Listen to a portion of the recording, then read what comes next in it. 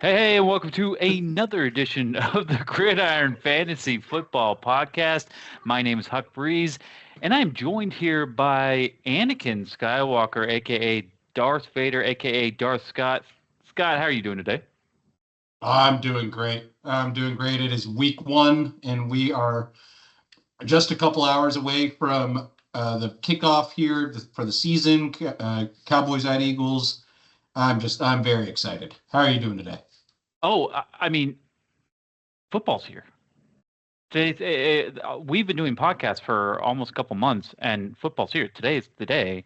In a few hours, we're going to be talking. Less than 2 hours, we're going to be talking about football, or watching football. So yeah, I am absolutely pumped. Could I have picked a better game than Cowboys Eagles? Yeah, I think there could have been something better. Eagles won the Super Bowl last year, so we didn't really have a choice there. Cowboys Eagles is a good rivalry. It's just my investment in it isn't as Yeah, but it's only Cowboys Eagles because Jerry Jones always dicks his way into having prime time in week one, no matter what their schedule was the year before. Normally, you have to be a playoff team to have a prime time game in week one. If you look at all the other games other than Monday night, which I guess was gifted to Caleb Williams as well, but Mhm. Yeah, yeah. No, um, I agree with you. I think that yeah, maybe Jerry there's a, Jones had something to do with, and the if Cowboys you just if being you look at the popular. games last year between the Cowboys and the Eagles, they were blowouts. Yeah, it's So it's true. like this is the game, but all right. Yeah. Whoa, whoa, whoa! Scott's under there. Oh, that's crazy. All right. Yeah. No, I mean the Cowboys repeatedly do well as far as uh, getting eyeballs on the screen, Oh yeah. whether they suck or not. So it's not like they were going to start out with, Russell Wilson and Eagles Giants or anything like But that. the first game should have been Eagles Commanders for sure. Okay. I That mean should have that been the first game. that would have been nice. That would have Yeah, been nice. that would But have of been a course, game everybody was like, "Oh shit, I want to watch that." This game's yeah, going to be over at halftime. yeah, you might be right. All right. Before we get into this week, there's going to be a lot of people listening, and they're going to want to hear what we think of their team. And there's just a reminder: Scott and I have a bet. So this is for real. This isn't just screwing around. We're going to pick whoever and who cares. Like we're keeping track of this. This is an ongoing thing. We're going to actually pick who we think because it matters. But before we get into that, Scott, what are you watching? Watching a few things. I just finished Bachelor in Paradise last night. It was dramatic at the end, which was fun. I just restarted watching Law and Order SVU just because it's a fun. I wouldn't say fun. Fun might not be the right word, but Yeah. um, I love how the show progresses with the cast and the different ADAs and things like that. So it's cool to go back and see all the older characters because now the new season is starting, I think, at the end of September, the 26th or 27th season or something like that. So Nice. yeah, it's Nice. been good. What have you Switch been watching lately? Platonic on Apple TV. It's Seth Rogen and Rose Byrne. They've been connected in the past. Um, Yeah, from what was the Neighbors, right? From the movie? Yeah, Yeah. yeah, they're from Neighbors. It's a show about a girl and a guy who are best friends and how they navigate the world. Obviously, girl and guy best friends are not. Common. It's not common, and obviously it attracts a bunch of eyeballs or people who are skeptical of certain things. Um, Last thing I saw Seth Rogen in was that studio show, and I was kind of excited for it before, like seeing previews, and then I tried to watch it, and it was pretty unwatchable. I don't know if you saw it's that one. I saw the whole first season. Yeah, there are a few times where it made me laugh out loud. It's It just that cringy. The whole show is like, I bet I can make the audience uncomfortable here, and it's like that's your goal, like to be cringy and awkward and awful the whole time. Like the whole time, I just feel embarrassed for him, and I'm just like, this isn't funny. This isn't like Ben Stiller did really good at that back in the day with his movies. They weren't cringy, they were funny, and this is more cringy than funny. I feel like there's a fine line, and they didn't. they didn't walk it very well, I feel like. So we've talked about this a couple months ago, that Curb Your Enthusiasm is one of my favorite shows, if not my favorite show ever. And you don't like that humor nearly as much. It's just because it's the same thing, scene over scene over scene over scene. It's really just, how can I make this the worst possible experience for both me and the person in front of me, no matter what it is.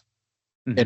And he does it every time. And it's the reality of him not getting punched in the fucking face for most of the things he does kind of bothers me, because most of the times shit he does, he probably, like, I mean, granted, he's in California, so he's just surrounded by pussies, but if he was anywhere else, he probably would have gotten punched in the face for a majority of things he does, or at least at the very least kick the fuck out of most people's houses. But like, I don't know, you come to my birthday party, you don't sing happy birthday, get the fuck out of here, dude. Like, get the fuck out of here. So it's like, I don't know, there are a lot of little things. I just, one scene here is funny, two scenes maybe, a whole episode, oh gosh, shoot me instead. If you haven't seen the studio, it's pretty much in that sphere of this decision was made, they think it's going to be awesome, it turns out to be awful, super awkward situations that come to a peak and something happens. That's pretty much every episode. It didn't change or culminate to anything really, just right. It's just I like I said, I love Curb Your Enthusiasm because I think that some of that dry humor and the way they go about things is great and funny. I think Seth Rogen does it in a totally different way, with more,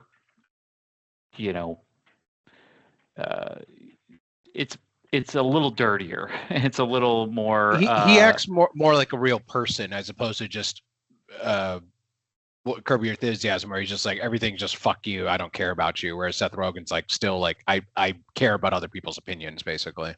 Right. Yeah. Exactly. So yeah, no, Platonic's a great show. It's in season 2, comes on Wednesdays. If you want to check it out, it's basically Neighbors though, because in Neighbors, I never got a romantic feel between them.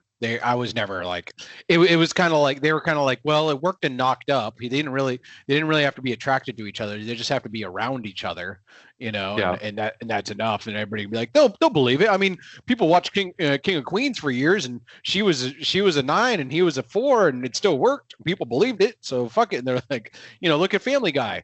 They're just like, whatever. It doesn't have to be real. Yeah, I mean, there's no romantic connection literally at all. They both have their own separate romantic connections, and it just, people don't like splitting time with, she has a best friend over here. The husband's like, why are you spending time with him? And I mean, it's fun. It's a fun watch. It's more associated with real life. It has a little bit more drama. Is this the one Apple TV show that's going on right now?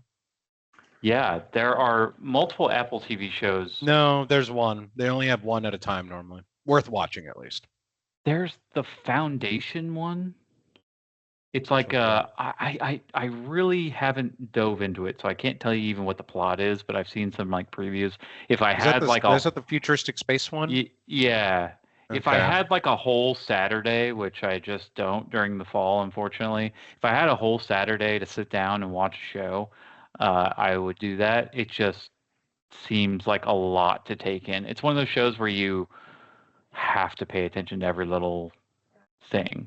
But yeah. Yeah. No, I'm excited for one other thing I'm about to start watching actually before we move on is Fallout 2. The season, second season is supposed to come out in December, and I think I'm going to rewatch the first season just because there are a lot of little things, and they're going to start going back in time, showing you how it kind of got to where it is and stuff.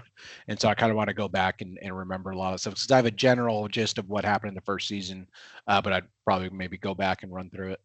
It's on Prime, right? Mm-hmm. Yeah, it's a really good show. I feel like the one thing they messed up on was that they just dumped the whole season at once, as opposed to doing weekly releases and allowing anticipation and hype to build on each week. I'm not sold on whether that's good or not because there are shows like The Bear, for instance, comes out all at once on Hulu, and I love that because you can binge it. I know you don't like The Bear. I'm talking about just the concept of releasing Yeah. something all at once versus one at a time. Yes, there's anticipation, and yes, you put it on your calendar and you kind of rotate your day around it. Like, okay, tonight we're gonna watch this, but sometimes it's good to just have that binge. Sometimes it's good to have that whatever and then move on to the next thing. So, because it does leave you wanting more. And if you can get that immediate satisfaction, I do like that. I don't know. I'm not decided whether it's good or bad. It takes further research, I think. Anyway, let's get into some football here. There's a few things I want to talk about before we get into our matchups. The first thing is you've been on a gambling push.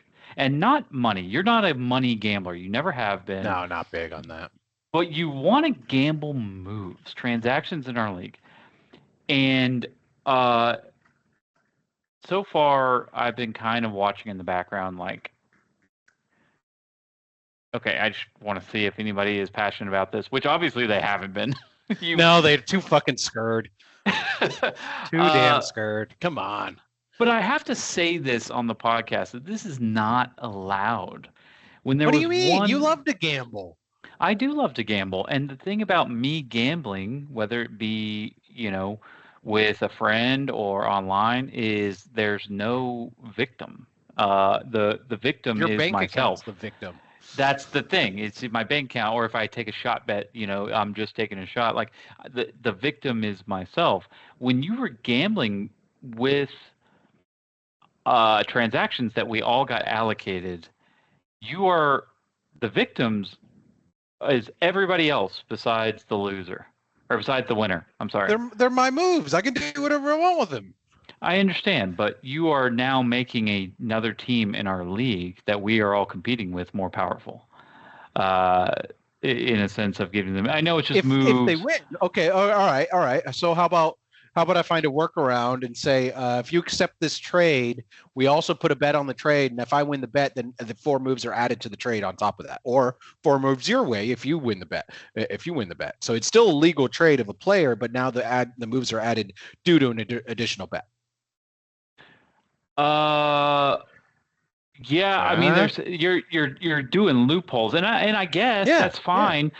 Like if you're going to say, hey, we're trading already, and then we want to add on to this, then it just becomes a really bad trade for somebody. Yeah, somebody's going to lose. But somebody's going to win though. Right, but you see. Okay, let's put a max on it.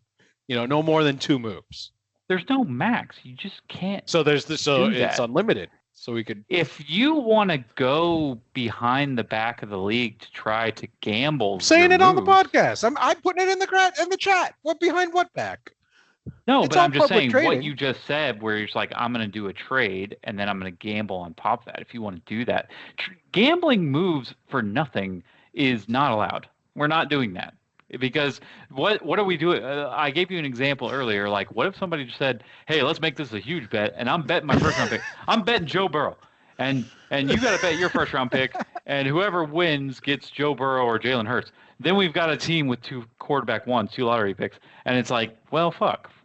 Everybody that wasn't involved in the bet's like, you're an asshole. So. And it's like, oh, that's extreme. We're just doing small stuff. It's like, well, where do I draw the line? Whoa, that's too much. Well, that's what I'm saying. We cap it. It's all about regulations. Okay, but if this cap is going to be done, it needs to be done by a committee of people in the off season, not before. Week one. To be fair, Clay's the only one that's wanted to trade with me, and I don't think I could be that mean. Right. So anyway, I like where your head's fair at. Enough. I like the passion. No worries. We'll keep it to shot bets. Keep it shot bets. If there's something that you're passionate about that you think should be done, which I don't see a way that it keeps competitive fairness. Just looking at the Clippers deal, playing Kawhi Leonard off a fake company marketing gig. I was like, There's ways. There's always ways. You just gotta work. You just gotta think hard enough. Yeah, but we could take it up in the off season if that's something you want to do. Anyway, all right. Next topic. We were talking trade last night. Mm-hmm. Me and you, we were talking trade. I feel like we kind of got somewhere. It was longer than normal because I will say this about trading with you. Sometimes you shut it down by offering something so terrible that it's just like, okay, well, Oh, this. so you took a page out of my book? That's why you started off with such a terrible offer? No, you came back with something semi-reasonable, but Yeah. it's not reasonable in the fact It's that only I would not never do reasonable it. because you've wasted so many moves. You're at 6 moves. If you hadn't wasted 6 moves in the preseason, we would have done the trade last night. Well, it's how much you got to think about how much moves a player's worth. But you're thinking about this now because you've used 6 moves before the first game. You're going to use 2 more by next week. So you're already looking at 8 moves right here.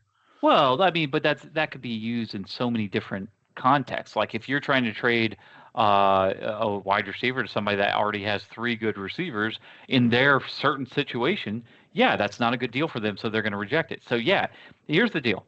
I asked for Jerry Jeudy. You wanted Rashee Rice and 5 moves. Rashee Rice was above Jerry Jeudy on my list of people before in my in my pre-draft rankings based on just playing week 1 through 4.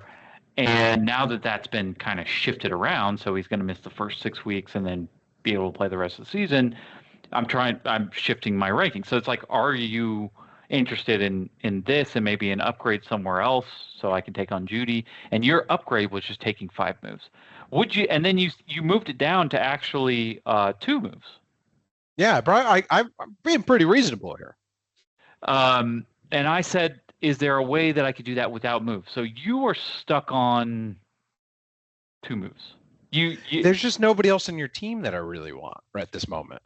Like I think everybody else is either, would be adding too much on one side of the trade, or would be kind of a lateral trade, kind of a horizontal, even trade essentially, which doesn't do me any good really, unless maybe I'm getting out of some buy trouble, which I don't really have. I think you need DB help. DBs, I really feel like I can pick up, and that's why I wanted the moves.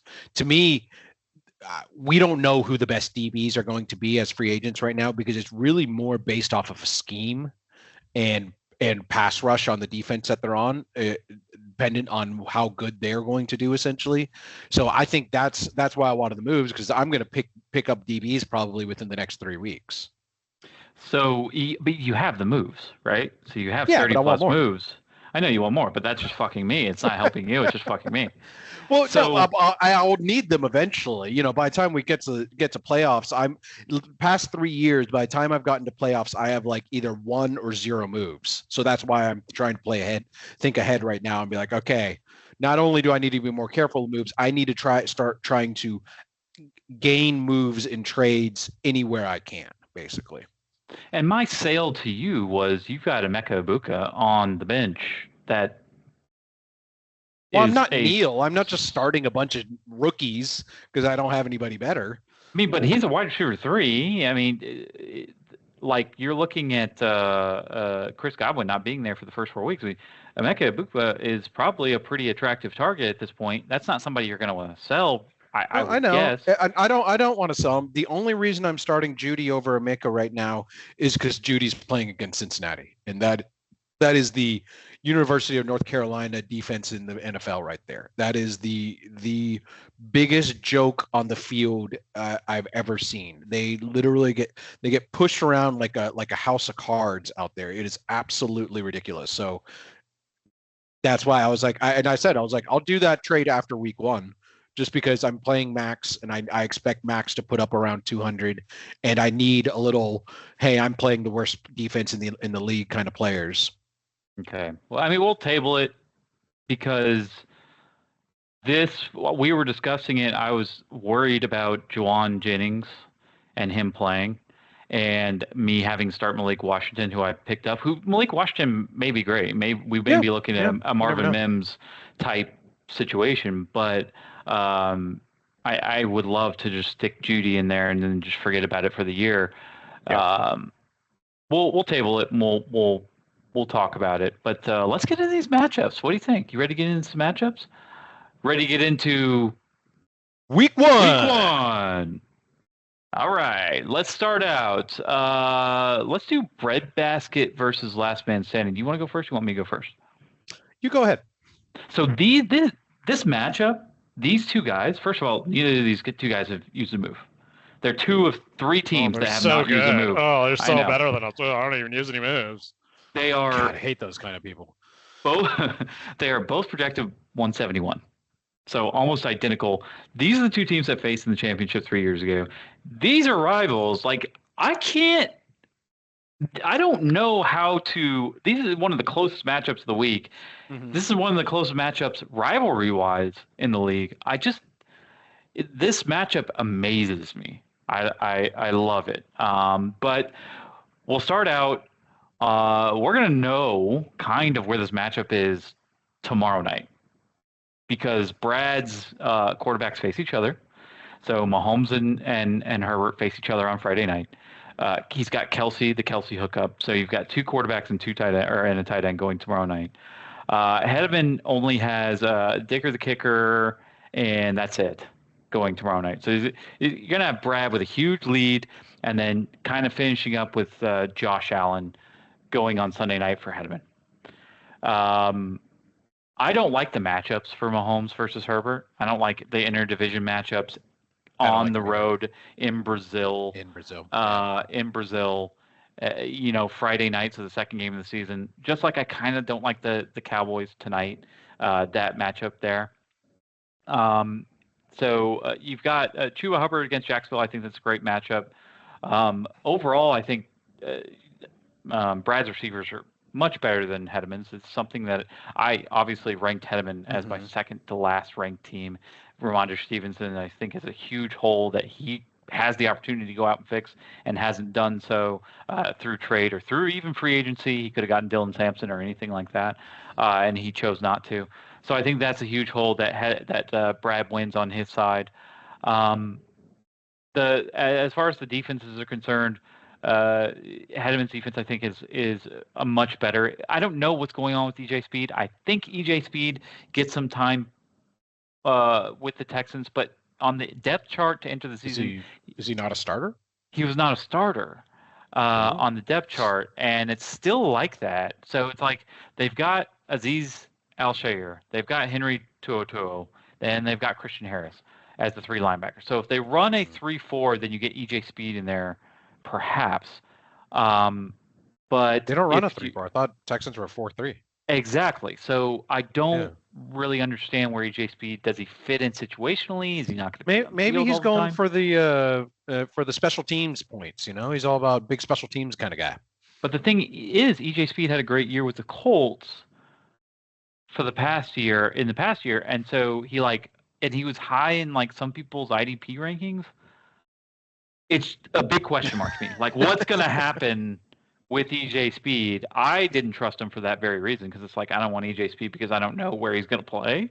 Sometimes they do stuff like, hey, I haven't really watched him play, so usually when I see this, it's like, you're a thumper, so you're in for obvious running downs, first and second down, and then when we go to nickel, we take you out because you're not fast enough to cover, and we replace you with someone else. So that's sometimes what happens. It could be something like that. But you're not getting.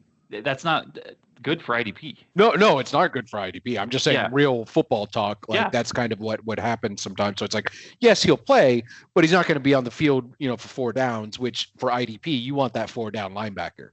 It's just weird to do that with somebody from an interdivision, take him from the Colts, to do that and then just be situational. I mean, we'll see. But overall, Hedman's defense, I like it better. I like Hedman's team, as far as matchups are concerned, as a whole, better than Brad's this week. I'm going to take Hedman. Wow. I thought this whole time you were going to go Brad. No. I mean, I kind of talk shit about Brad's team and the matchups and everything the whole time. So overall, I mean, Brad's team might be better. I had him better ranked in the preseason, but for this week in particular, you've got the Kelsey Mahomes combination and the Purdy Kittle combination. I feel like these two teams just do this feel like I'm just looking at teams from 3 years ago, and yeah, I'm gonna take Hedman just like he won the championship 3 years ago. Wow. Yeah. I actually agree a lot on what you said, because I do really like Brad's team. I think he has great quarterbacks. I think he has great wide receivers. Running backs leave a little wanting, but honestly, that's not a huge weakness in our league. So it's just this week I don't like inter division games. They're usually low scoring more than anything. Being down in Brazil, I'm not a fan of the travel. I'm not a fan of the field down there. I'm not a fan of, for the players' sake. Like, I love that they're getting more international exposure and all those things. I think that's fantastic for the NFL. What I don't believe will be good is the field, on the fact that, like, soccer and football are played very differently. Soccer, you're running lightly, you're sprinting, maybe a slide here or there. In football, you have trenches, you have the line of scrimmage that will literally tear the field up play by play. And so as the offense moves up and down the field, when the quarterback and wide receivers get to those spots where the line of scrimmage used to be, and it's a fuck shit show now, that's not going to be good. And that's when people, knock on wood, get hurt. That's when people, bonehead plays because they slip and things like that. And so I'm not a huge fan of that. And it's nothing against Brazil or anything like that. I've seen it happen in Mexico City. London is the only one that does a really good job, just because they have games every single year. So they know what this is actually like and how to prepare for it, essentially. So that kind of thing, those things scare me. I think it's going to be a very high scoring game, and I still think it's technically a coin flip on this. Brad could easily win, and I would not be surprised.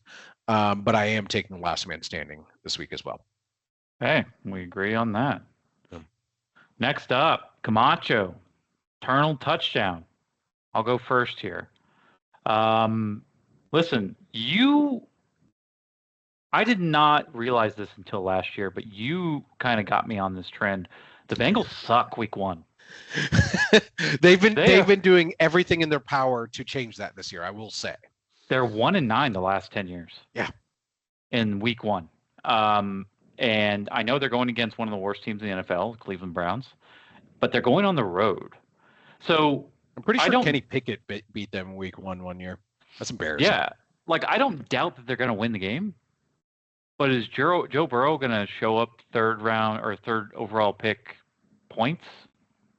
Or are we going to see 15, 16? Are we going to see some mistakes? So I don't particularly like that. I don't particularly like Jordan Love against Detroit. We talked about the weakness in Chase receivers.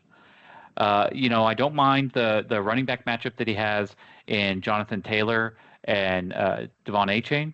I know there's been a lot of talk about Achane's health. I think he'll be fine, and I think he'll take a bulk of the carries. So as long as he can stay healthy during the game, I think it's going to be okay.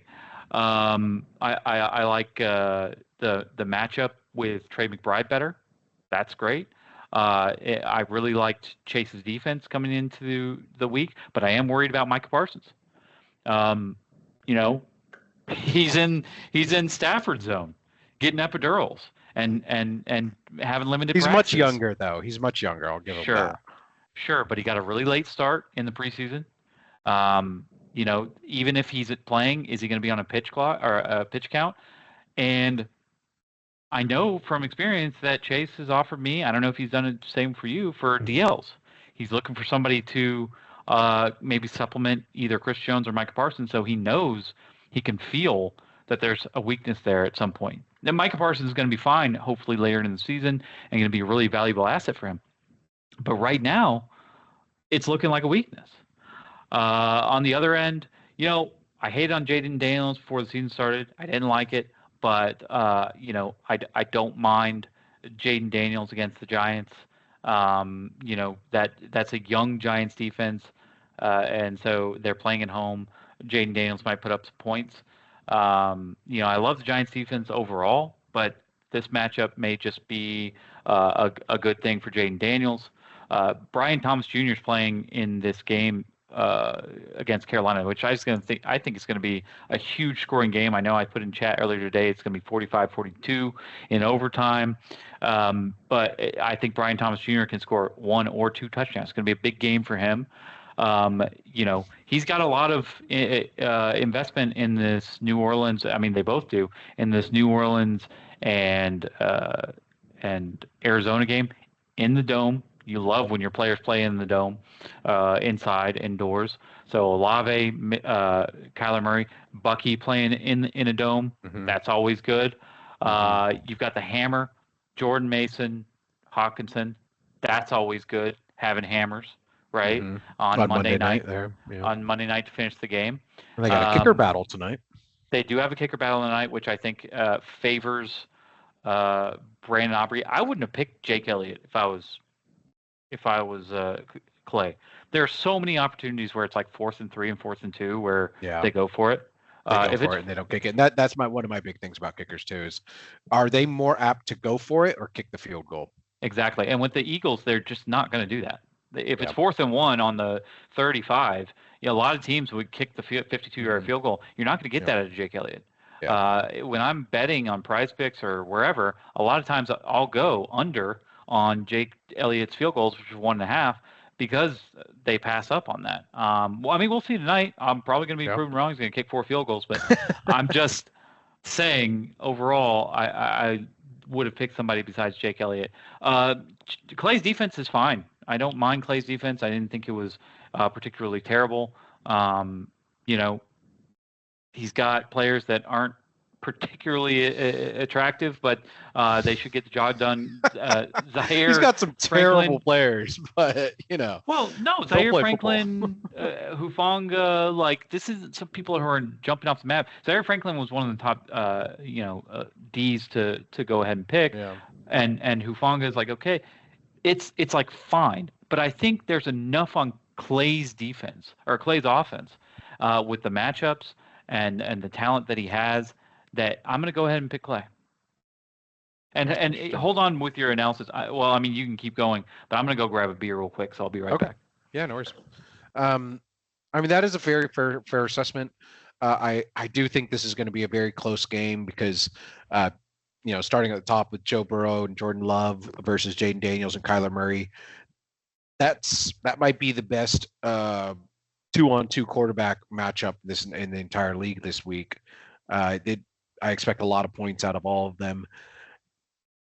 I'm leaning towards Joe Burrow and Jordan Love, though, as far as who comes out of the top in that matchup. And then the wide receivers for Camacho, George Pickens, Zay Flowers, and Rashid Shaheed versus eternal touchdowns, Brian Thomas Jr., Matthew Golden, Chris Olave.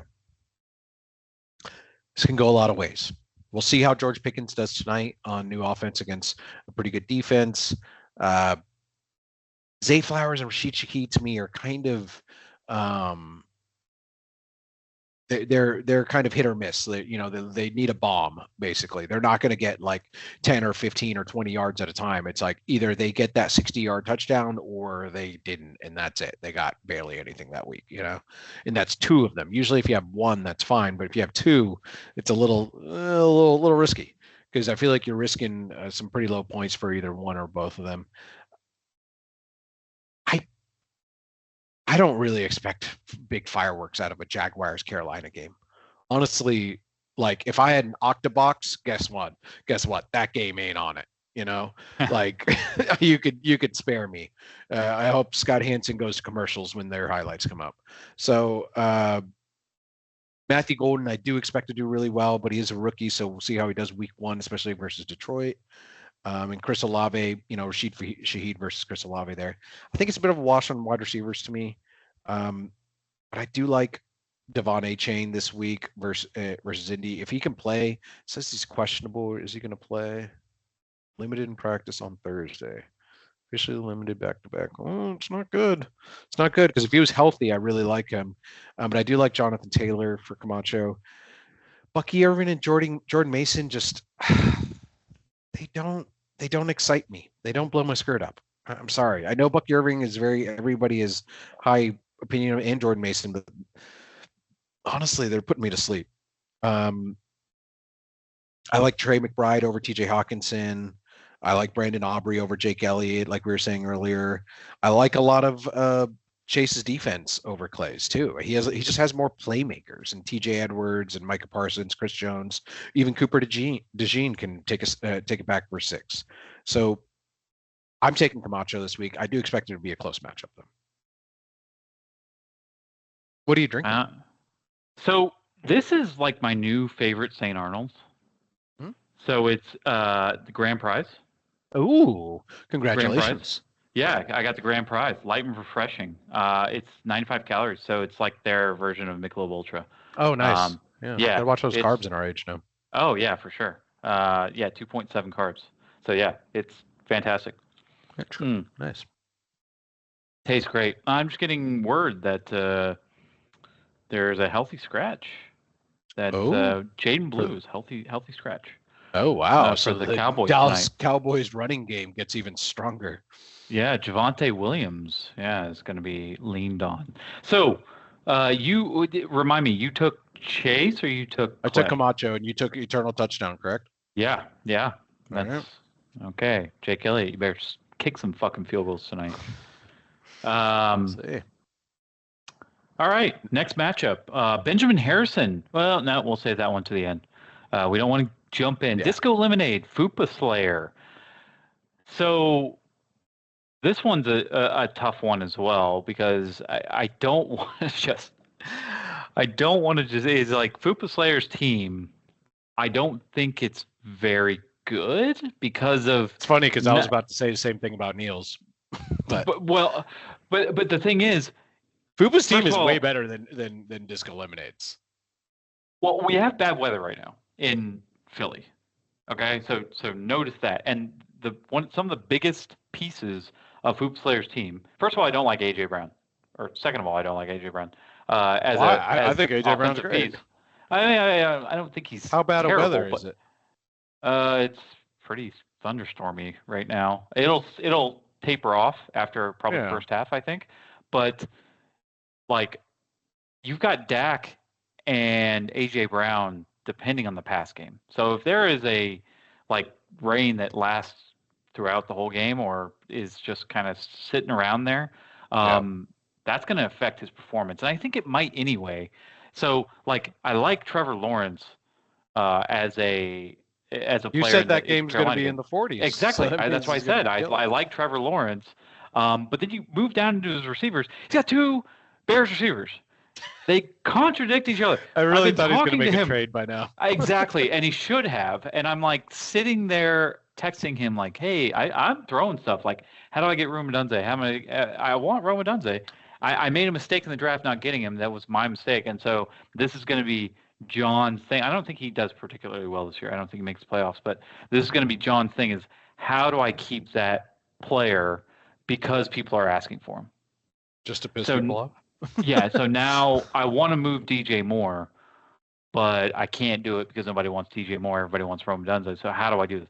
Again, we've talked about this in the past. It's a disaster. That's a disaster because it's not a very Caleb Williams was a second-round pick. He wasn't a quarterback that we were that excited about. Obviously, he has legs under him to get some points on the ground. You've got 2 receivers from this team. If you had 2 receivers from the Bengals or one of these other high-powered offensive teams, people are well, that's a weird decision, but go for it. You have 2 receivers from the Bears. I mean, I might eat my words, and they both get over 10 points in week 1, but I just don't see it happening. Like Jahmyr Gibbs, Zach Charbonnet, I'm actually pretty high on Zach Charbonnet. Again, Sam Laporta. If Sam Laporta's scoring, Jahmyr Gibbs not scoring. It's okay to have one of those. To have 2 of those, what are you doing? This is bad roster construction, I think. Good players, but all in the same teams. It's just kind of weird. I see that in a few teams around the league. Right. Still no DL. I'm going to assume he fills a DL at some point. I think it's more over if it's close at the Sunday afternoon, he might pick one up for Sunday night or Monday night. Why? It's week fucking 1. Because what are you doing? If it's a blowout either way, you don't need to. But if it's really close, and does he have any Sunday night or Monday night? No, he doesn't. So he has Malachi Starks. That's it for Disco. So Fupa can look at about 5:30 on Sunday and be like, hey, do I need to make a move, or is the game pretty much decided one way or another? It is not week 10. It is the very first fucking week. You're gonna need another DL. What are you doing? I think for points for purposes, you should always roster and try to get as many points as possible, because I've been in many of situations where like I missed the playoffs because of a points for situation. And so I think sacrificing that spot isn't smart, but I'm just telling you what I think Fupa is strategizing.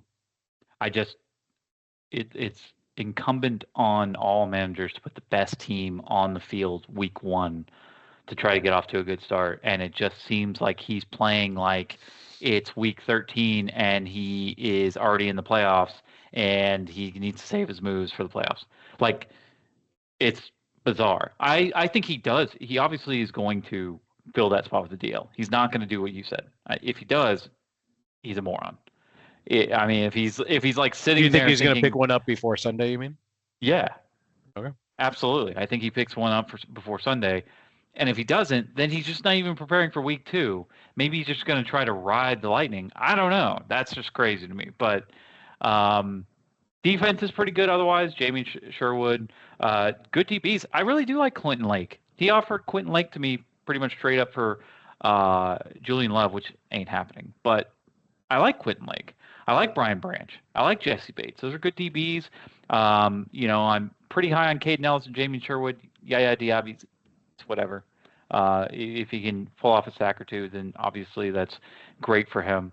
On the other end, Bo Nix, I said he was a fraud preseason. He's facing Tennessee defense at home.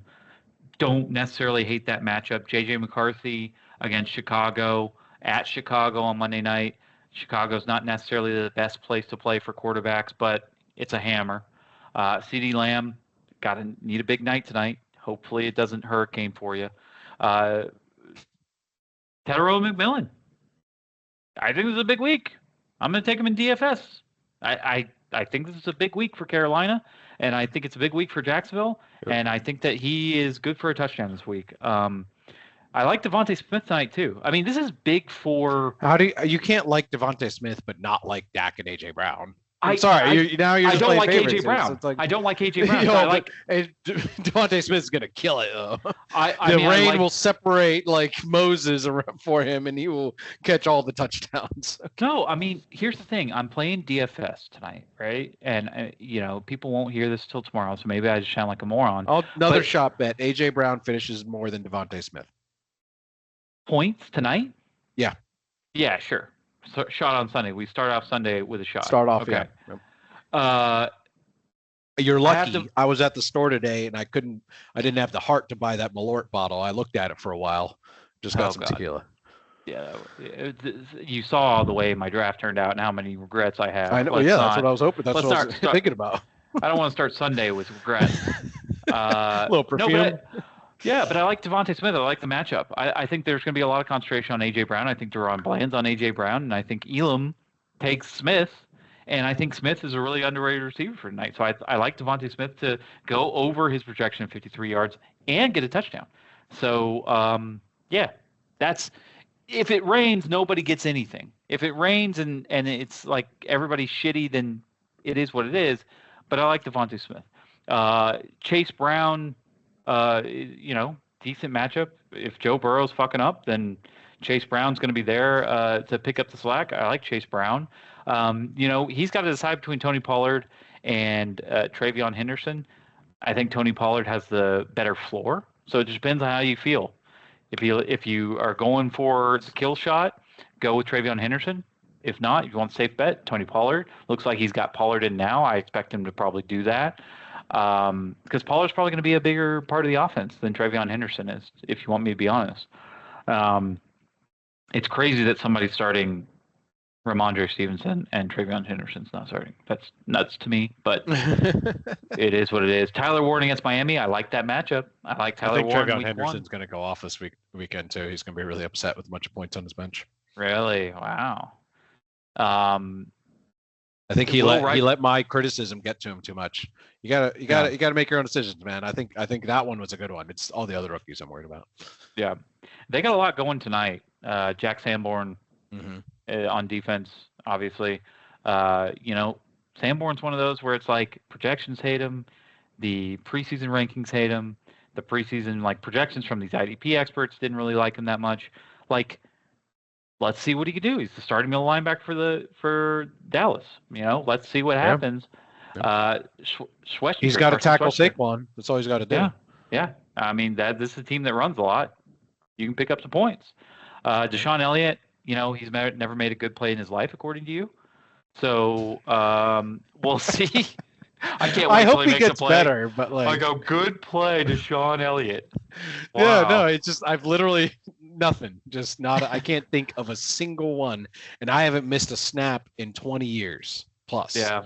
So I don't know. Well, it's clear that he's got good DB or good DLs just based on any matchup, but this matchup in particular, he's got way better DLs. Listen, I think it's just clear the way I'm talking. I'm taking Neal, and I don't think it's going to be particularly close. I think Foop Slayer is going to show up and shit a brick week 1, and then we're going to be talking about how he moves forward, how he shifts his roster. Not bad players, bad roster construction. Go ahead. I do agree there are some issues like having 2 Bears receivers, maybe, having 2 people on the Lions offense. But to me, having 2 people on the Lions offense isn't bad. They routinely score 30 plus points in a game. So that's not necessarily going to be a nail in the coffin for him. He might make a trade on the Bears receivers before Sunday. I think that would be prudent. I do expect a lot of Dak Prescott to throw a lot tonight because they have 0 run game, and Eagles' defensive line is very good. So I expect Dak Prescott to drop back 40 plus times tonight. And I do agree. While I don't really want to watch the Jacksonville Carolina game, I do agree it could be high scoring. Neal's team, Bo Nix against Tennessee. Yes, I do like that. He'll do well. JJ McCarthy on Monday night. We'll see. I just think it's just a big question mark. Yes, he could do really well. That's very true. But he also could do really bad. We have no fucking idea who this kid is. He's in a great offense. He's got great people around him, but he doesn't have his wide receivers. Like Justin Jefferson, they say is fine, but he still kind of had that hamstring not too long ago. So I'm still questioning him. And Jordan Addison is suspended, obviously. They brought back Thielen just, 2 days ago, I think. So that's great. I know Tetz McMillan will probably do pretty well, but again, another rookie, who knows? CeeDee Lamb, I do expect a lot out of him. So I think that's where Neal can really win tonight, is stealing a lot of points from Dak Prescott to CeeDee Lamb. John needs to root for George Pickens tonight. He really does. He needs Pickens to go off, basically. And and between that and then the AJ Brown versus Devontae Smith, AJ Brown needs to beat Devontae Smith. And if those 2 things happen, I think Fupa Slayer wins, because Jahmyr Gibbs and Zach Charbonnet to me are 2 head and shoulders above Chase Brown and Tony Pollard. Yes, he needs to fill a DL spot, but again, I don't think he will. I think he'll wait and see, and if it's close and he thinks it'll help him win, then he will. But if it's already decided by Sunday afternoon, then fuck it. So yeah, I'm taking Fupa. You're taking Disco? Yeah. All right. That's great. I'll take that all day long. We're only agreed on one so far. The other 2 were separated. So correct. Right. Next matchup: Notorious versus Unicycle Polar Bears. This is the biggest projection gap I think we have this week. Notorious is up by 21 points in the Yahoo projections, which doesn't mean much. Unless you're into that sort of thing. But, a lot of this is based on just from the top. I mean, we've got a lottery guy against a guy that didn't have a first-round pick, and then spend his, second-round picks on people that might not be loved by the projections. Jalen Hurts, I think, is weatherproof. So if it rains tonight, it might even play into his in his favor. So I like Jalen Hurts tonight against Dallas. I think Dallas's defense, without Micah Parsons, is going to be more susceptible to Jalen Hurts on the ground as well as through the air, giving you more time. So I like Jalen Hurts tonight, not necessarily the whole season. Joe Flacco. I think Joe Flacco is going to really surprise us. I think he's going to have a longer leash than people think. I think he's going to have multiple touchdown games. I think he's going to come out and really fire away. It's part of the reason that I like Jerry Jeudy is because of that connection with Joe Flacco. Drake London, Jackson Smith, and Jigba and Jameson Williams, all good receivers. All decent matchups, especially Drake London in the dome. Drake London was one of those boring picks that I really didn't want to get stuck with. Like, here's your wide receiver one, Drake London. Like, I don't want that at all. But hey, it's a decent matchup, and he's done well in the past, and he finished last year strong. You know how I like when people finish last year strong. According to all your guidelines, you have to like him. You have to, yeah. Christian McCaffrey, is awesome in theory. So he's healthy right now. He's healthy right now. Yeah. Okay. I mean, sure. That's the biggest thing. If he's healthy, he could be top 3, top 5 running back in the league. Yeah, absolutely. So, he's playing Seattle. In the past, they've made some defensive changes, but they've been susceptible on the ground almost every year. And you're playing in Seattle. So I like Christian McCaffrey this week. James Cook, obviously at night against Buffalo, not a bad pick. This defense, I mean, he's put together what I thought were the best DBs in the league. Antoine Winfield and Budda Baker are both top 10 DBs at that position. He rounded out Greg Rousseau and Karlaftis. Not bad at all. He's got 2 primetime DLs. I agree. You love to have that. He's going for a lot of sacks this week. You got Brian Burns as well at linebacker. I don't mind this team. This week. I think they're fine. They're projected one of the highest teams in the league. On the other end, you've got Caleb Williams as a hammer on Monday night. Obviously, Michael Penix throwing to Drake London, so they got a connection there. I'm on Ross St. Brown. Listen, Detroit has struggled. This is something to take note. Detroit has struggled going on the road to Green Bay past few years, especially with Jared Goff. I'm not saying Amon-Ra St. Brown's going to have a rough time, but those 12.8 points I think are on the high end. Okay, so you're probably going to see double-digit points right in the same range, but I'd be really shocked if you saw 20. Malik Neighbors and Calvin Ridley's got a tough matchup against Denver. Going into Denver against what people kind of regard as the number 1 defense. Mm-hmm. Yeah, Calvin Ridley's, it's going to be a tough matchup week 1. Kenneth Walker and Zach Charbonnet. I've liked Zach Charbonnet in the offseason. I think that this is closer to a 50-50 split than people realize. Going against San Francisco is going to be a little bit rough. I actually do like Kyren Williams as a portion of the offense against Houston, because I think that they're going to try to take the ball out of Stafford's hands as much as possible with that pass rush.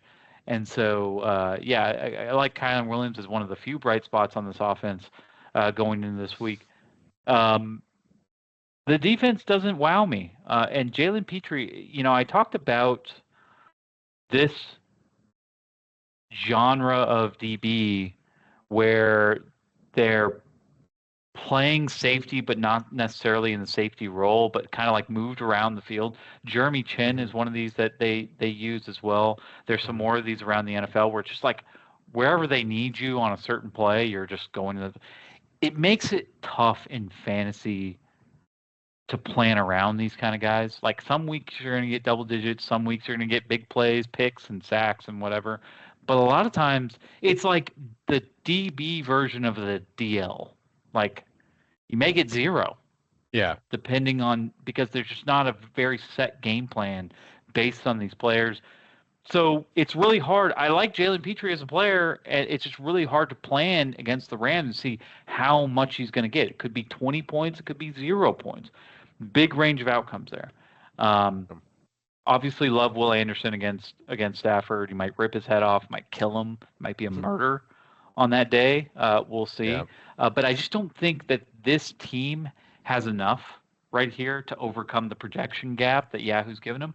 So I'm going to take Notorious. Yeah, I mean, I definitely agree with a lot of what you said there. I have Notorious as well, but I think it's going to be a lot closer than what the projections say, because I do think Caleb Williams and Michael Penix Jr. score a little bit better than what their projections show.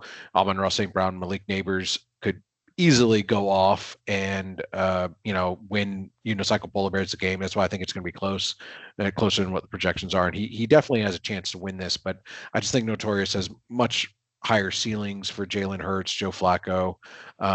Drake London could see a lot of points from Michael Penix Jr., Christian McCaffrey and James Cook. I love those running backs. So he's got definitely a lot going for him.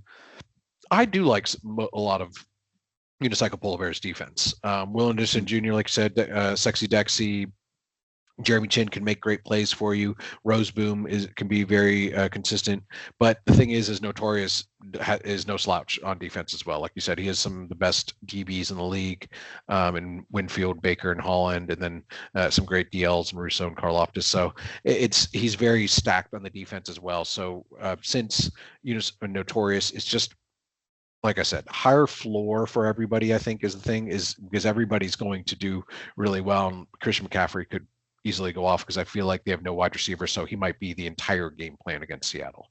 So I'm going to take Notorious in this one. So we're agreed on this one, both on Notorious. Okay. This next matchup is fun. You got Rumham against the Maestro. Listen, I don't like the matchups for either of these teams. I really think that this is, like, if they're facing almost anybody else in the league, that this would be a good matchup for the other team. But they're facing each other, which is good news for, I guess, both of them. Justin Fields against Pittsburgh. We haven't seen any good Justin Fields, and especially against the team that he just came from. We haven't seen good. I've been Justin seeing Fields. A lot of training camp videos. Right, and he could surprise us. And he could come out. He's very athletic. He's very athletic. But again, when you face the team that you just came from, they're going to know your tendencies. They're going to know your weaknesses. They're going to know, what to do. And Pittsburgh's defense is no slouch in its own. So I'm not saying Justin Fields is going to come out and get just wrecked, but that's not a good matchup. Okay, it's not a good matchup. And he's got 3 of them. Everybody kind of revolves around Justin Fields, so he's got 3 of them, and that's a problem. Yeah. He's trying to decide between Geno and Bryce Young. He asked in chat who you should pick. I think it's very obvious that it should be Bryce Young. It is clearly obvious it should be Bryce Young instead of Geno going on the road against New England. We'll see if he makes that decision. Don't take my word for it. Do your thing. If you want the stack and jack of Geno to Brock Bowers, go and do that. I love Brock Bowers this week as a target hog, especially with, not saying Amari Cooper was going to be a big piece of that offense, but you lose one guy to retirement, it's obviously going to add to your total at least just a little bit. I like Trevor's defensive matchups. Like I said, the Detroit struggles on the road in Green Bay, and I think that plays into Kay Walker's game plan. They might try to attack the ground, and that would make more tackles, more coverage plays for Walker. TJ Watt is going against his quarterback. That's going to be some bittersweet moments, I believe. TJ Watt getting in the face of Justin Fields. Yeah. I think what Trevor really, really doesn't want to see, that he's going to see a lot this weekend, is TJ Watt getting in the face of Justin Fields and Justin Fields throwing it away. So he doesn't get the sack and he doesn't get any plays. I really don't like Trevor's matchups here. But however, Maestro has his own problems. Maestro has his own problems. Matthew Stafford against pretty much anybody, especially Houston right now with Danielle Hunter and Will Anderson, is just not a good matchup. I think maybe he's just not sweating it. Maybe Michael's just sitting there just like, you know what? I picked Matthew Stafford for a reason. I think he's okay. I think he's got a lot of weapons around him, and we're just going to roll with it. If that's the case, cool, man. I hope it turns out good for you. I just don't think it will, especially week one. Jared Goff struggles going to Green Bay. I've said that probably 3 times on this podcast already. So I don't think that 18.45 is going to be met. Justin Jefferson hammers good. Isaiah Pacheco tomorrow night, I think they beat him. I think Pacheco is one of the more underrated. I had him as a running back 3, so just outside the top 28 running backs. I think he deserves probably at this point, looking at how the offense without Rashee Rice is kind of shaped up to be, deserves to be a running back 2. So I like him, in that first week. RJ Harvey should get play against Tennessee. I don't know about Goddard tonight. I don't know about Goddard ever, but especially tonight. I like Zach Bond. I like Singleton. I like his defense. I like what he's set up there. Like I said, this is a really tough matchup to pick because I hate both these teams week one. I'm going to go with the Maestro. Oh, wow. Because I like Mike Evans week 1 against Atlanta. I like Justin Jefferson as a hammer. Mm-hmm. And I just think that there's just so many Jets going up against Pittsburgh that it's just not going to be profitable for Rumham week 1. So I'm going to pick the Maestro. Yeah. I mean, I agree. Both teams have their own separate issues. I think Trevor. We know Trevor. He trades like probably has the most trades every year, I would say. So I don't expect him to keep this tripod of the Jets. I think he'll be better for it once he moves on from them.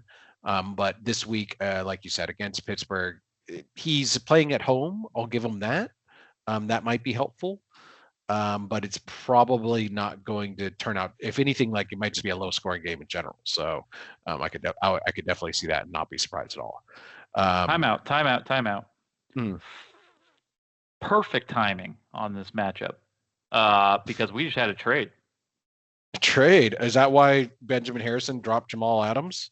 Yes, it was between the Maestro and Benjamin Harrison. Wow. Benjamin Harrison trades away Cooper Kupp and gets Tank Bigsby and Najee Harris.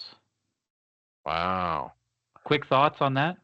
I think Benjamin Harrison won that because how valuable is Cooper Kupp going to be? I feel like.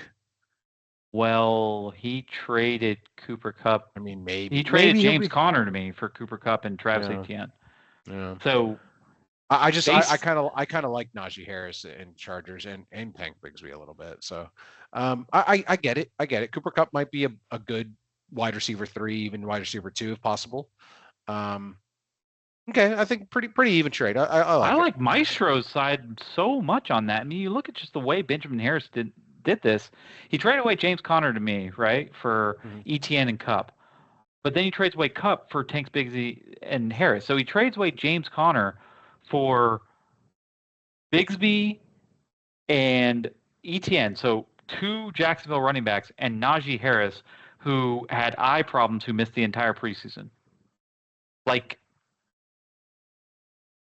I like the Cooper Kupp side, even though I didn't really like Cooper Kupp that much to begin with. I like the Cooper Kupp side, and I definitely like the James Conner side. Max just must love the new coach in Jacksonville, and to think that you're going to have a Bucky Irving type performance out of that run game, which I just don't see. I don't see. I don't think on any year anybody's ever said, "Well, I invested heavily in Jacksonville offense and I won the championship." I've never heard those words. Hey, no, wrong. Blake Bortles, 2015 champion, right here. Blake Bortles, QB2. He was a fantasy god. Well, now I've heard it. Okay. Yes. So Max, you got a shot. You got a shot. Saying there's a chance. If they can Blake Bortles the shit out of that team, you got a shot. Continue with your Maestro analysis. So, going back, I went out of the matchup for a second to go look at that trade. Hold on. Mm-hmm. So, is he going to put Cooper Kupp in or Jaden Reed, do you think? I would think he puts Kupp in. Yeah, Jaden Reed's questionable, so that definitely helps. Okay, I like that trade for him. I do like That's what I'm saying. He didn't have a receiver. I mean, this is what I love about the Gridiron, man. It's just like, I did not see this coming. Like, there are people out there chit-chatting. He's saying, hey, I need a receiver. Does Maestro just have a bunch of empty spots on his team? I know. I don't understand that. Well, he did just going trade into week one. Like, yeah, 2 for 1, I guess. Yeah. So I guess he put Tyjae Spears on IR. Oh, okay, yeah. So he had a blank spot already. Yeah. Going into week 1 with 3 empty spots, that's hot. I'm sure he's going to use some moves here. Yeah, I would. Oh man, I'd be moving it up. But after week 1, I really think I think the moves today have been foolish, personally. Yeah. Well, he's the only 2 people. He's one of 3 people that hasn't used a move. So it would just be Brad and Hedeman who face each other that hadn't used a move. So Maestro's got moves to spend. Okay, that's hot. But yeah, going back into it, I like Maestro's team right now. I know we're saying Matthew Stafford might die at any point, and I agree with that. But until he does, he has really good weapons around him, even against Houston's defense, which is really good. Their head coach Sean McVay has a very good offensive mind. They'll get some points on the board.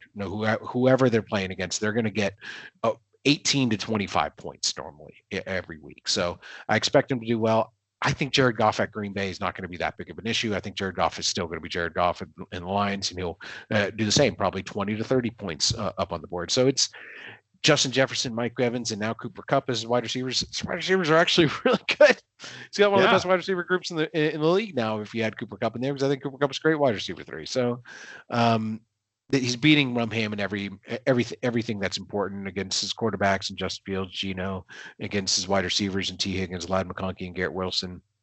Even the running backs, yes, Rumham wins there, Breece Hall and David Montgomery, but that's not going to win him the matchup. I think Isaiah Pacheco and RJ Harvey still have a pretty decent day themselves and cover for Maestro.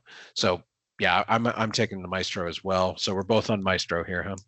Both on Michael, yeah. I think that I like that Kupp trade for him. Good trade. I do like trade. I do. First trade that plenty of running backs. Yeah, first trade that didn't involve myself. So yes, you're absolutely right. He drafted like 7 running backs. So so he's making some value out of them for sure. Yeah, good for him. Okay, let's get into our matchups. Let's go ahead and do yours first. I'll give you the analysis of the team that just made a trade. Listen, Max is usually good at fantasy football. Okay, so he makes decisions, and I don't usually question them. But a lot of the decisions he's made to begin the season, I've been like, what the fuck are you doing? Tell me how you really feel. CJ Stroud in the first round was way above where anybody would pick him. Right? It was just not. I mean, I think he's gonna have a big bounce back year. He just needs time in the pocket. Sure, I'm not saying he's bad. I'm just saying value-wise, I discussed with people with my pick. I had a 3rd pick in the 2nd round. I hope somebody takes CJ Stroud, and I hope somebody else fucks up, and that would leave one of the top 3 big receivers. Yeah, I hope somebody, and he did, and he picked him pretty high. I think it was like pick 10, like very high for that spot. I also talked separately with different people that we wanted to avoid the Dolphins at all cost, and he took them all. He took Tua and Tyreek Hill. Got them all. Right? So then he takes the connection with Aaron Rodgers, like DK Metcalf. There's a lot of people shitting on that, right?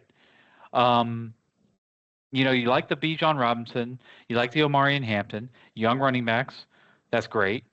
People think that Isaiah Likely could be the best tight end in Baltimore that Mark Andrews doesn't have anymore. I mean, this isn't me saying this. This is whatever. You got Ricky Pearsall. I don't think Isaiah Likely is going to play this week. I think he's questionable.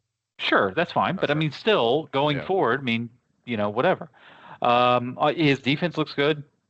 like the defense, Trayvon Walker. Leonard Williams was one of those people on the back end. He had big weeks, like 2 sacks and forced fumbles and touchdowns and shit. It wasn't one of my top picks at DL, but it's serviceable. Um, yeah, this is one of those teams where it's like, okay, I guess you're doing it. This is stuff that nobody else wanted, but you decided to just invest, right? So when everybody else looking left, you're looking right, and that may be a good strategy. I employ that strategy in DFS. I like that strategy overall in just gambling as a whole. So maybe fantasy is a form of gambling. Maybe this is going to work out for him. On the other end, you've got obviously Lamar on Sunday night against Buffalo. Listen, if they take the lead early, that's, I think, bad for you. You need this game to be high scoring, and you need Buffalo to score early. And if that happens, Lamar's going to be Lamar, and it's going to work out good for you. I think the Rashee Rice news for you worked out really well as well, with Xavier Worthy being the de facto number 1. I think he's going to get a lot of work. I like Xavier Worthy coming in to week 1, especially for tomorrow night. Don't like that game as a whole, but Xavier Worthy is a guy that they can get involved behind the line of scrimmage as well, and can rack up some rush yards. I think he's going to be one of their focal points of the offense, in an offense that we used to think was godly among every other NFL team, and now they don't have like any top players. So maybe Xavier Worthy is the return to like one of these upper echelon guys, at least for the first half of the season. I think you get a lot of Saquon tonight. I think that there's people that are shitting on Saquon, saying that there's no way after 300 carries that he can come out and be the same guy he is. I think maybe they're right for a whole season, but we're talking about week 1, a guy that kicked ass last season and probably still has a ton in the tank. Jerry Jeudy, I wanted him. We talked about this. We talked about Flacco. We talked about Cincinnati's defense and their car salesmen that are playing corner. So I like Jerry Jeudy for week 1. Sam Darnold against San Francisco might be a tough matchup. 17 points might be on the high side. We'll see how he integrates into that Seattle offense. But yeah, I mean, it's decent. Boswell, top kicker last year against the Jets. He's probably going to get work. Aaron Rodgers not being able to finish off drives is probably your best friend as far as fantasy is concerned. I've seen that plenty over the years. That's why I draft him. Oh wow, the Steelers beat the Jets 15-7 on 5 fucking Boswell field goals. Like, yeah, I can see it happening. That's go Steelers. That's good play. Good play for you. I think your D's are fine. Levante David's that hot potato where it's like, I don't know when he's going to not play well. He just keeps playing well. And he just keeps playing well. I feel like he's like 40 years old. And every year he's just like head first into tackles, taking people out. And I'm like, okay, well, you do it, man. Yeah. Beyond Hamilton, Curl, and Surtain, I'm not huge on at DB, but you're right. I'm sure you rotate DBs after the after the season moves on. And Jalen Carter, you need to get in Dak's face tonight. I he was a beast last year. He was. I like your matchups. I like Max's match. I like your team better than Max's team for the season long. But this week 1, I'm going to take Max. I just think that didn't see that coming after all the shit you talked about Max's team. I just listen. Like I said, I think that Max is looking left when everybody's looking right, and I think that there's something to say about that with these matchups. These aren't like terrible players. Nobody else wanted him. He's like the land of misfit toys, and I think that they come out and play this week. So I'm picking Max. All right. I mean, I do expect it to be a very close game. He has a very well put together team, in my opinion. He has talent all over across the board on his offense. If Tua stays healthy, he could be a top 5 quarterback. He's got crazy weapons to throw to, and a really good offensive scheme. And their defense, I think, is probably going to be pretty terrible this year. So as long as he stays healthy, I think he's going to do really well. I think CJ Stroud might have some issues against the Rams defense, especially on the road. But I do expect him to play very well as well. He may have been taken a little high, but he's a very good quarterback. So in our league, you can't overvalue that. I feel like that's definitely a huge thing to have a secure 2 quarterbacks essentially. His wide receivers are pretty damn good. If Tyreek Hill is looking like he's not 100%, but he is going to play, could still do a lot of damage. I don't know what we're going to get out of DK Metcalf. I think that's a big hinger on this matchup, because if DK Metcalf scores a touchdown, or if Chris Boswell gets the field goal essentially. So we'll see how that goes. I'm rooting for a 15-7 game, like you're saying. He's got Bijan Robinson or Marion Hampton. I think both great running backs, and run first offenses there. He's got a stacked team. I just need Lamar Jackson to be Lamar Jackson. I need that Buffalo game to be 45-42, like your prediction for the Carolina Jaguars game. I need Sam Darnold to come out and be comfortable in that Seattle offense, and have a little chip on his shoulder for not getting another contract at Minnesota. I like Cortland Sutton and his matchup versus Tennessee. Xavier Worthy is de facto 1 with, I think Patrick Mahomes and the Chiefs offense this year get back to that kind of previous, oh, holy shit, the Chiefs offense kind of thing, because I watched every single Chiefs game last year, and yes, it finished close, but if you really watched the game, there were so many chances where they were so close to scoring a lot more points if Mahomes had a little bit more time in the pocket or wasn't scrambling for his life all the time.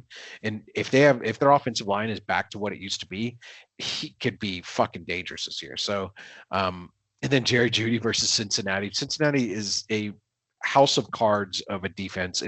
They fall over at a fucking whisper. So I expect him and Joe Flacco to do well. If I didn't have Saquon there and I was looking at Bijan on the other side, I would probably say, yeah, you win on running backs, but you don't, because I have fucking Saquon. So that and Aaron Jones is still holding number 1 running back position in Minnesota on Monday night. I like that hammer. Tucker Kraft is actually one of my favorite tight ends in the year. If Jordan Love just stays healthy, Tucker Kraft will have a great year, because they have so many designed plays just for Tucker Kraft. I've seen like 3 or 4 different types of screens just for him, and it's so fucking beautiful to watch, because they always do it in the red zone too. It's fantastic. Boswell, get out there and do your thing, Boz. And I think defense, he might have me on defense in certain parts with Fitzpatrick, Humphrey, Leonard Williams, Nick Bolton, Patrick Green, things like that. But I think I still cover enough with my offense, and maybe get a big splash play from Patrick Surtain or Jalen Carter, things like that. So even Hyde Smith can come off the edge and get to Fields easily. So there's a lot of splash plays that I think my defense can come up with and win the day. So I expect it to be very close, but I do expect to pull out the win. It's a good matchup. I mean, it is. I think that's one of the closer matchups in the division. So yeah, I'm picking Max, but I don't feel like that great about it, to be honest. Let's go to the last matchup, and if you want to start, I know you've been talking a while. If you want to take a sip of your drink, but if you want to go between Sex Raptor and Professor. I'm out of my drink. I'm sorry. I was going to let you go, and I was going to go make another one real quick. All right, go make another one. Go ahead. I'll be right back. Guys, let's talk about Drake May. And I'm a Drake May lover. Listen. Is that you online? You're a Drake May lover? I have to reveal. Yes, I am Drake May lover. Holy shit. I never know. Guys, I have ridiculously high hopes for this guy. I think that you better hope he achieves all your dreams, because if not, you're really fucked. I think he's going to be Josh Allen. If not this year, then next year. He's going to be Josh Allen. You better hope it's this year. He's not going to be able to sustain a bunch of different receivers, but he's going to be able to do things with his legs and make decisions to spread the ball around the field and be excellent for fantasy. It's not like New England's going to go out and win the Super Bowl this year, but I think on a weekly basis, he's going to be a 20 to 35 point guy. I think Drake May is going to be a fantastic fantasy guy, which is the reason I picked him. Drake May, Daniel Jones, extremely underrated. Listen, the reason I drafted Daniel Jones is because the offense around him, Tyler Warren, Michael Pittman, Alec Pierce. I agree. The offense around him is really good. Great. The worst part of the offense is Daniel Jones. And Daniel Jones played. So you agree? Okay, but he played in an offense that didn't really have a lot around him. He played an offense that had fucking Saquon in it, where Saquon, everybody would stack the box for Saquon, so he'd have one-on-ones on the outside. And before and then as soon as Saquon left, they benched him. They're like, "You're terrible without Saquon." Exactly. And before that, before Malik Neighbors, who was it? Darius Slayton, Wan'Dale Robinson. I mean, tight end. Name a tight end.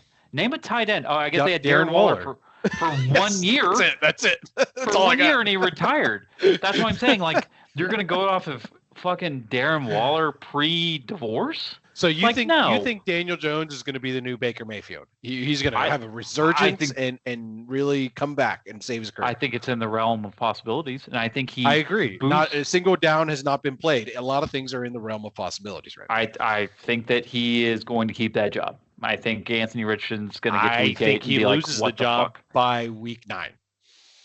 Okay. Well, probably before that. If I was putting money, I'd be safe to say week 9.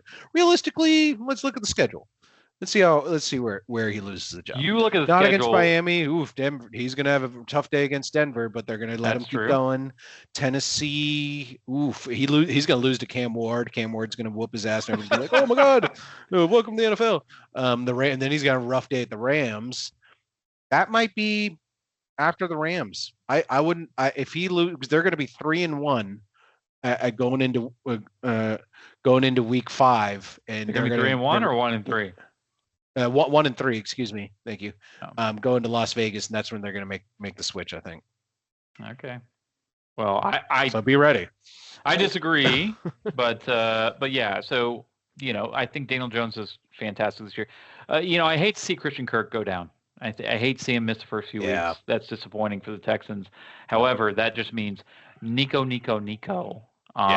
the offense. Yeah, you've got no Joe Mixon. You've got a running game that's got Nick Chubb, who probably is going to be 1 or 2 yard runs. It's Nico Collins.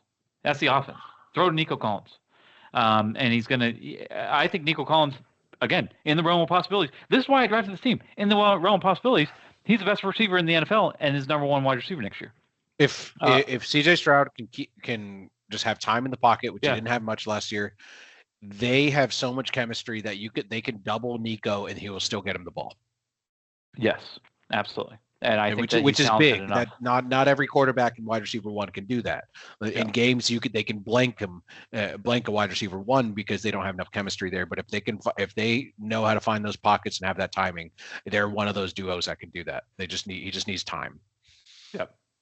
Juwan Jennings. I truly believe that Juwan Jennings was faking a calf injury for some kind of incentive. Yeah. I hope so. That's what I hope. Yeah, you better hope so. I agree. I think so too. Yeah. So and if that's true, then he's the de facto 49ers wide receiver 1 and a team that I think is going to set team records in passing yards. So I like Juwan Jennings a lot, and that's why I got him from Clay. I was hoping he'd play week 1. He's playing week 1. We're good. Stephon Diggs, I see Drake May lover. I've heard nothing but good things about Stephon Diggs in the preseason after ACL, tearing his ACL. I know he's older. I know he's coming off a big injury, but as a wide receiver 3, I think he could do worse. Ashton Genty. Please be good. Please get the ball in your hands. Please over 30 times. Over 30 times. James Conner, low or high floor kind of guy. Evan Ingram. My D's are all in flux. I hope Peyton Wilson's good. I hope he's the guy that. He's the green dot guy, and he needed to beef up a little bit from last year, but he is fast and reads plays well. I think he's got to have a really good year. Yeah, one of my favorite moves that I've made this year. I know I made 6, but one of my favorites. Travis Hunter. I know the projections were higher. They've kind of lowered him since he's the backup corner. I hope they have some surprise. I hope they have surprises. Please get the ball in this person's hands. I think they will. I think they'll force the ball to him because they want to. They want to make themselves look good too. Yeah. So they want to use their first round pick. And yeah, exactly. Listen, I thought this in my head, like one tackle. Just give me one tackle. One tackle, I'll be happy. I saw him in the preseason game against the Steelers. He was not afraid to tackle. He made sure tackles every time ball's near him. There was a third down where there was a quick slant and there was thrown about 2 yards short of the first down, and he made the tackle. Yeah, and even if he just plays 25% of the defensive snaps to start the year because of some upper body injury, like whatever, I don't care. Just give me. I don't even care what you do on offense. I need to see you play both sides of the ball because that's why I fucking picked you. Yeah. So. I think they'll make red zone packages for him, and that's all you need.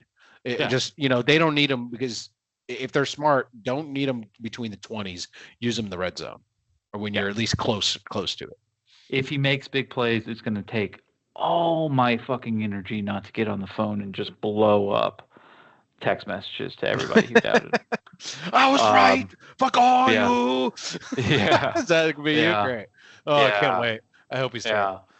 Yeah, it very well could be. Baker Mayfield in the dome scares me. He's better Mayfield. You've seen the Popeyes commercials. I threw him in chat. I thought the old ladies were going to really snag the chicken. Yeah, he's like, let's just get. They were very polite about it. I thought they were going to but I think it would have been funnier. Between his insurance commercials and Baker Mayfield, he is better funny. Mayfield. He is funny. He's good. I didn't want to like him for a long time, but he's funny. He's going to be somebody that we see on TV after he's done playing. Oh yeah, I believe it. Yeah, definitely going to be somebody on Fox or CBS or something like that. The Tony Romo of our generation show or this generation. Russell Wilson. I hope Russell Wilson's. I think Jackson Dart needs to play week 2. He'll start soon. Yeah, Russell Wilson is not. Obviously not in his prime, and I don't think he's one of the better quarterbacks on this team. So I'm hoping that he chokes on that.